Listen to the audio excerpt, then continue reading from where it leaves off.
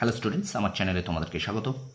শুরু করছি class 12-এর semester 3 ইতিহাস ক্লাস, অধ্যায় 2 সাংস্কৃতিক সমন্বয়, পর্ব 4। এর আগে আমরা সাংস্কৃতিক সমন্বয় চ্যাপ্টারের প্রথম, দ্বিতীয় এবং তৃতীয় পর্ব পড়েছি। তোমরা নিশ্চয়ই ভিডিওগুলো দেখেছো। আর আমি তোমাদের জন্যে কিন্তু প্রত্যেকদিন ক্লাস নিয়ে আসছি।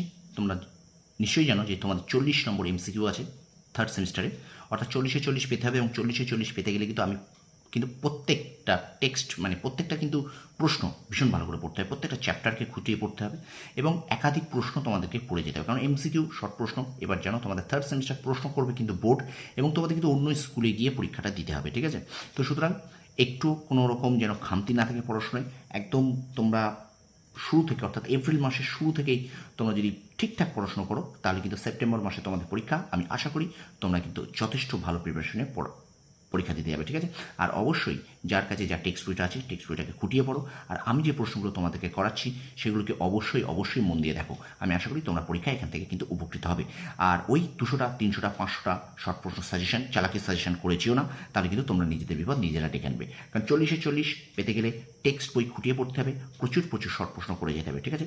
আর অবশ্যই চ্যানেলে যারা নতুন আছে তাদেরকে আমার চ্যানেলে অনেক স্বাগতম জানাই, শুভেচ্ছা জানাই তোমাদের। তোমরা অবশ্যই ভালো করে পড়াশোনা করো, তোমাদের রেজাল্ট ভালো হবে এই আশা নিয়ে শুরু করছি ক্লাসটি।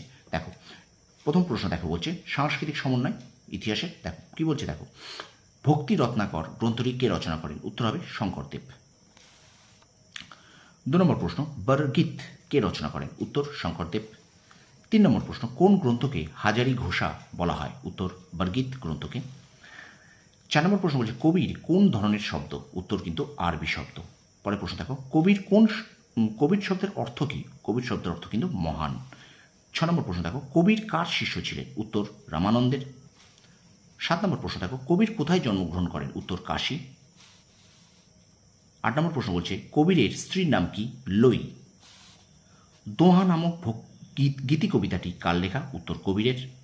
পরের প্রশ্ন দেখো, দোহা গীতি কবিতাটি কোন ভাষায় লেখা? উত্তর হিন্দি। 11 নম্বর প্রশ্ন বলছে গুরু নানক কোথায় জন্মগ্রহণ করেন? উত্তর পাঞ্জাবের লাহোর জেলার রাভি নদীর তীরে তালবন্দি গ্রামে। তাহলে পাঞ্জাবের লাহোর জেলার রাভি নদীর তীরে তালবন্দি গ্রামে কিন্তু গুরু নানক জন্মগ্রহণ করে। স্টুডেন্টস, ভিডিওটা কেমন লাগছে অবশ্যই তোমরা একটু কমেন্ট বক্সে কমেন্ট করে জানাও।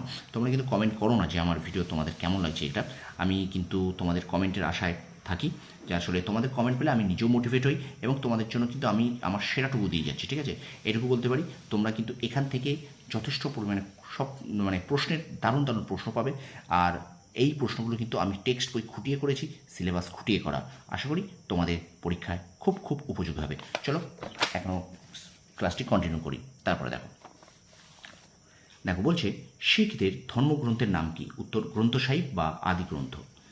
13 নম্বর প্রশ্ন হচ্ছে গ্রন্থ সাহিব গ্রন্থটি কে সংকলন করেন? উত্তর পঞ্চম শিখ গুরু অর্জুন সিং।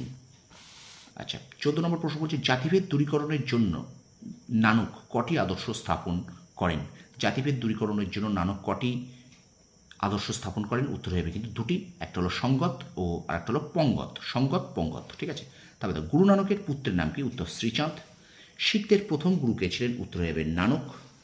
17 নম্বর প্রশ্ন, কার শিষ্যরা শিখ নামে পরিচিত? উত্তর নানক। 18 নম্বর প্রশ্ন, শিখ কথার অর্থ কি? শিখ কথার অর্থ কিন্তু শিষ্য।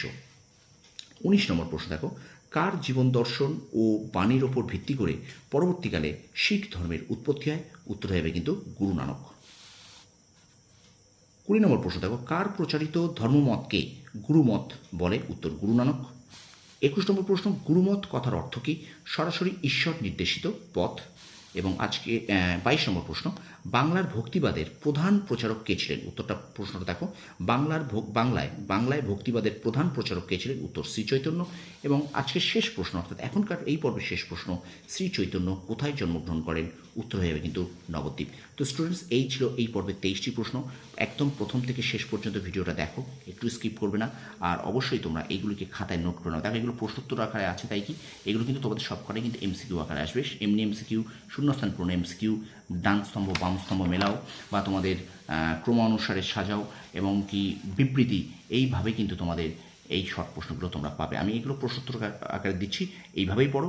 আমি আশা করি এইভাবে করলে তোমরা কিন্তু এমসিকিউ যথেষ্ট পরিমাণে ভালো পারবে। আর তাছাড়া আমি কিন্তু এমসিকিউ তোমাদের করাবো, ঠিক আছে? এমসিকিউ করাচ্ছিও, এমসিকিউ আকারে প্রত্যেকটা চ্যাপ্টার ধরে ধরে, ঠিক আছে? ভিডিওটা যদি ভালো লেগে থাকে অবশ্যই আমার চ্যানেলটা সাবস্ক্রাইব করবে, পাশে থাকা বেল আইকন প্রেস করে রাখবে, আর কমেন্ট বক্সে কমেন্ট করে জানিও, আর অবশ্যই বেশি বেশি করে লাইক করো, বেশি বেশি করে শেয়ার করো। আর আমার চ্যানেল যারা নতুন আছে তারা অবশ্যই আমার চ্যানেলটা সাবস্ক্রাইব করে রাখো। তোমরা তোমাদের সাফল্য কামনা করি। ধন্যবাদ।